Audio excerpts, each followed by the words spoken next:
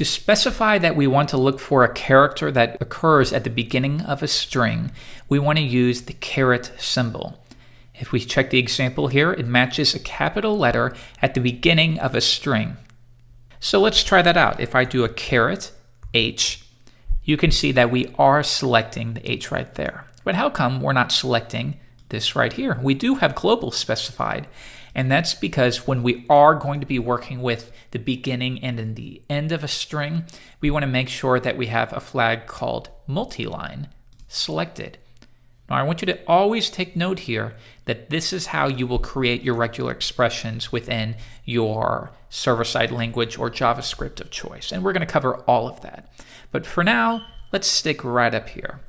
Now, we are successfully targeting the H right here. But if we were to change this to good evening, hello, you'll note that we aren't selecting the H right here. And the reason is because we've added this symbol that says, look at the very beginning of the string and then look for an H. Don't ignore all other H's. If we were to look for the G in good evening, we would change that to G. So what if we wanted to select hello, but only if it's the only thing that occurs on that line? Well, we would look for the beginning of the string, hello, and then we can specify the end of the string by doing a $sign. And you can remember that by thinking when you're done shopping, you pay. So that's the $sign is at the end. So now we are selecting hello, but we're only selecting that first occurrence because here, this is not the end of the string. If we were to remove it, then it selects. But as soon as we add a single character that is not the end of the string, we get rid of that right there. So this can be really helpful going back to our HTTP example when you only want to look for that when it's at the beginning rather than first browse to the line that says HTTP. We got a bit of gibberish here, but if we wanted to match that, we would do caret HTTP : // and now we're only matching that when it occurs at the beginning. If we were to remove that, we would match both. So that's an important way to limit what you're searching for. So you still might be thinking, okay, but I still don't understand when I would use this. We often use this when looking for extensions. So let's say we're looking at photos, myfile.jpg, greatphoto.png, another image.gif. How would you match any of these prefixes right here? Well, first we might think, okay, well, let's just do JPG. Done, we've matched it. All right, but what about this? Really cool JPG.jpg. Now we're matching that as well. So you might be thinking, okay, well, let's just make sure that we add a period in front of it. And the problem with this, if you remember back to lesson 1, is that's not a period.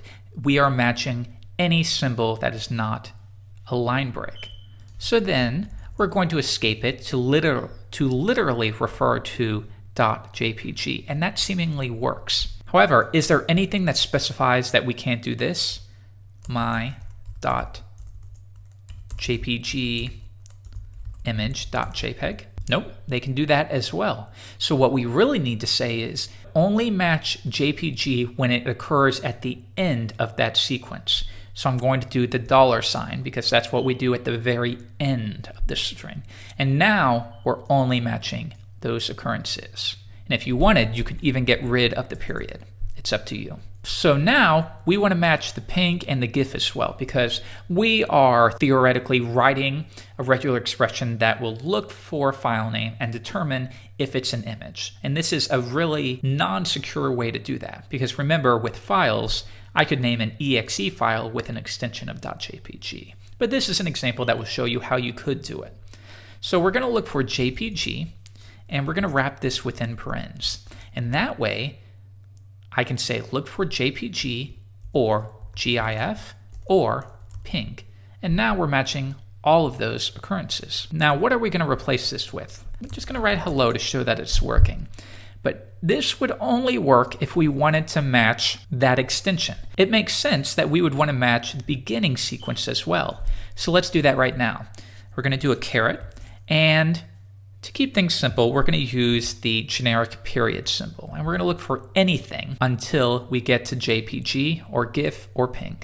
And now, as we would expect, we're matching each of these sequences. If I turn off global, you can see that we've matched that entire sequence of characters.